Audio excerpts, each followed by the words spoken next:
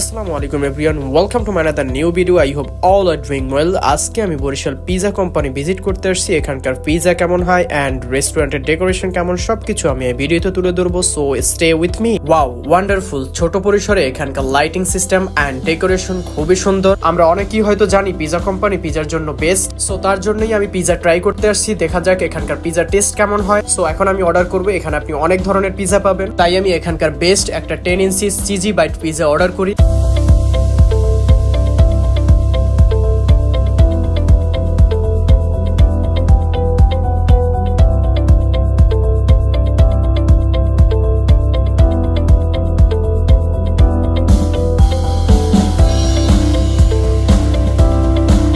By the way, আমার pizza চলে আসছে। ওয়াও, চমৎকার একটা পিজা। দেখতে এতটা ভালো লাগতেছে, না জানি খেতে কতটা ভালো লাগে। সো দেখা যাক কেমন হয়।